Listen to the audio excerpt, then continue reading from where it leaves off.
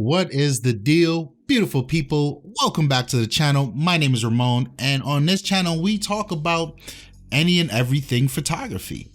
Today's subject is one that I think will resonate well with you guys. I want to preface this with a little story. So because we're all on lockdown, it's depending on what's going on in your life, it can be a very trying time. I think for most of us, it's a trying time, but there are some silver linings here.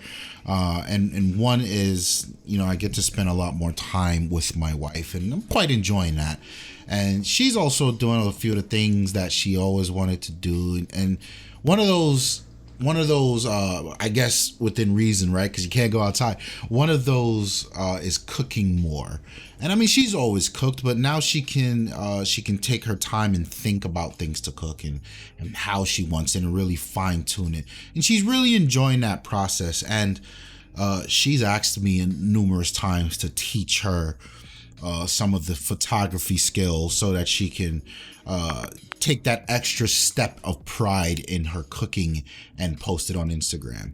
So I've because of anything else I do, I put an immense amount of thought behind it and how to execute it. And that's not always a good thing. That's not always a good thing, but it put me in this frame of mind of trying to understand how to give someone the gift of photography.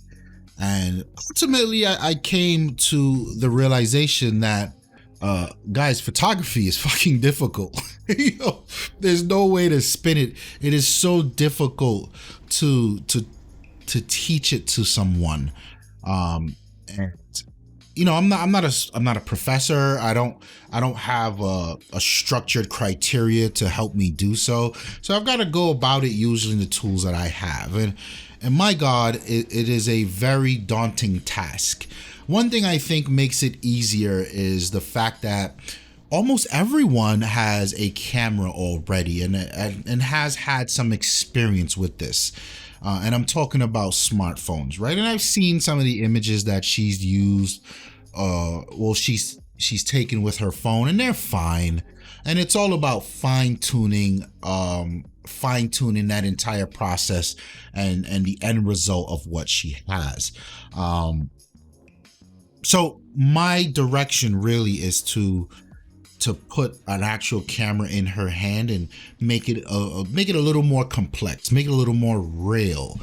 And by doing that, I think at the end of it, she will have not only a much more in-depth experience with the art form, but I think she will have an over-the-moon feeling of execution and pride and joy in the outcome, not only in the artistic form, but she can see her cooking on a whole nother level and gain that as added joy.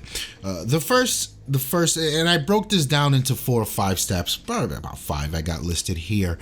How I will attack showing my lady the ropes of photography.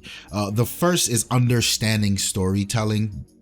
I think a lot of people don't, when you say photography, they think, camera, exposure triangle, f-stop, this, lens, blah. Like, the photography for me begins even before you touch your camera.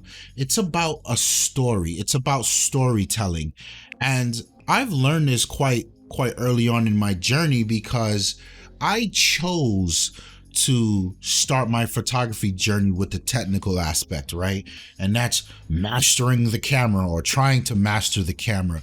But my work felt soulless. Sure, I knew what an f-stop was and how it affected the image. I know what shutter did to an image. I know how important ISO was and blah blah blah.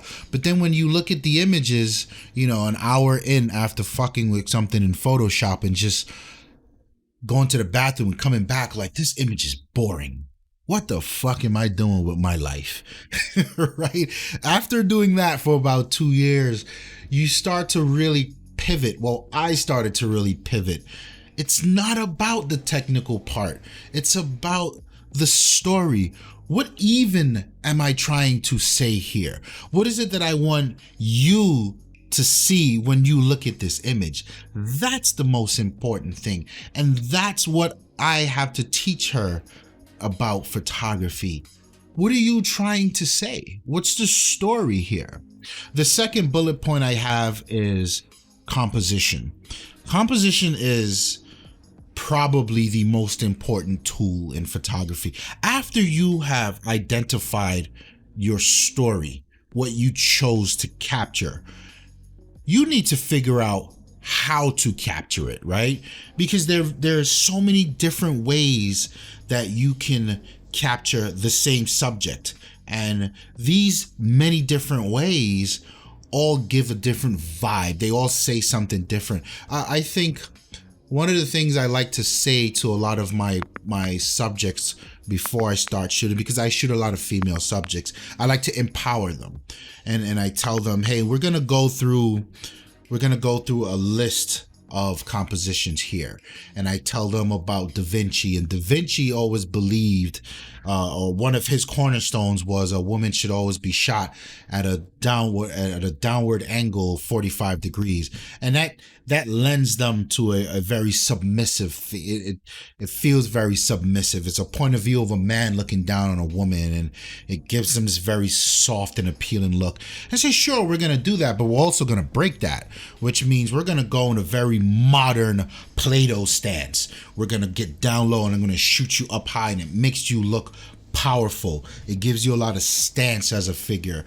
I am woman, hear me roar. And then we can look from the side or behind the subject, which we're joining you in your gaze into what you're thinking and what you're looking at, right? So some people may look at a portrait like that and say, this is not a good portrait because I don't see their eyes. I don't connect to them. And that's true, but in a body of work where I've captured all these different angles where you have connected with them, the fourth or fifth image in this set can be me at a 45-degree angle behind them, looking, having the third person perspective of them lost in thought, looking at a landscape, right? So there are all these different things that composition can change. And I haven't quite played around with food photography, but I know that there are many different compositions that matter, right?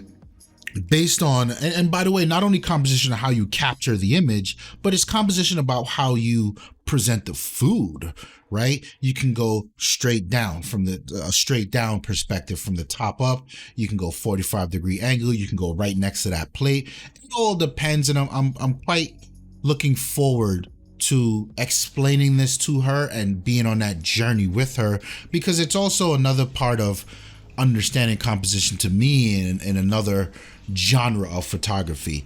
The third is the technical know-how, and this is, we all know what this is about, right? This is your exposure triangle. This is about using depth of field to emphasize a subject, or emphasize, isolate a subject, or include a subject in an entire scene if you think the scene is important, to add context to the subject. It's about shutter speed.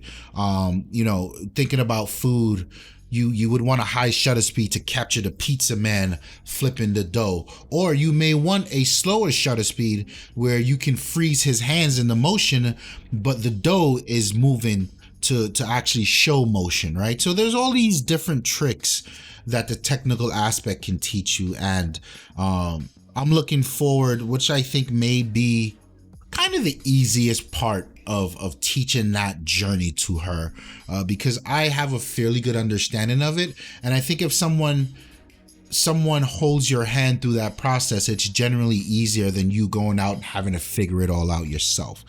The fourth is post-processing.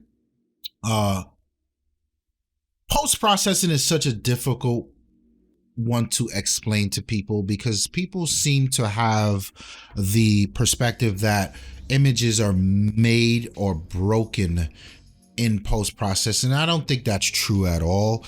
I think you can save some images with Photoshop if you're a Photoshop ninja. You can bring some things to life with techniques like dodging and burning, or you can use some contrast with coloring or just general contrast to make things pop, yada yada yada. But post-processing, I think, is important. But I think it's important to use as a tool and not as a driver. You know, it's only after you have executed on the story you want to tell and the composition that you should really be taking photo processing or post-processing seriously. And especially these days where I do a lot of shooting with my Fuji, and the images that come out of the Fuji I barely touch in post, right? And it's because of the Fuji and the film simulation and the JPEGs that are just beautiful out of camera that I took a different stance on post-processing. I don't really feel the need to put every single image or every single session that I do through Photoshop and Lightroom, or Lightroom, Photoshop first. But it is an important aspect of it, sure, and it can help in dialing in that final output. So that's something to also learn. And then finally, it's about taste and ethics, how, when, where, and why to apply everything that we spoke about above. You know, how do you really want to capture that pizza scene that pizza tossing scene that I was talking? Which is more tasteful? Is freezing the entire image more tasteful, or is getting just partially the gentleman or the lady tossing it frozen, but having the dough portray some motion? Is that more tasteful? Does that lend to better storytelling or a final outcome? How far do you push your sliders in Photoshop? How much do you alter your colors in Lightroom? These are things that I think can make and break the outcome for sure. And I've seen so many instances of this on Instagram where people generally have super dope work, but they ruin it with trendy post-processing, or they have images that were not so good, but they saved it in post-processing. That's also a thing. So I think these 5 steps are going to be my course of action to teach my wife, or hopefully send her on that journey. And looking at all these things together as a package, my God, it's difficult. And I'm coming at you after like 7 or so years of grinding away at photography, and this is what I've generally discovered. I'm pretty sure there's more. There's more to come, especially I've been doing a lot of low-key portraits, a lot of flash, off-camera flash, two camera, off-camera 2 flash setups. I've been doing a lot of macro, and there's a lot of things that I'm learning there that I didn't mention in this list because I'm still trying to get a handle of it. I'm still trying to dial them in. So, that's my MO. As I learn these things, I come back and I engage these conversations with you guys. So let me know. I want to continue this conversation in the comment section below. Do you agree that photography is difficult, a lot more difficult than most people let on? And since what I've discovered is a lot of the really, truly talented and amazing photographers, they don't really tell you how difficult it is. They make it look easy. Do you think that's on point? Like the video if you like it. Don't forget to subscribe. I see a lot of you guys who watch the videos and enjoy them and join the comment sections down below. You don't always subscribe to the channel. Please, if you would, do me that favor, subscribe so you know when a new video comes out. Again, my name is Ramon, and I'm out of here. Stay safe. Peace.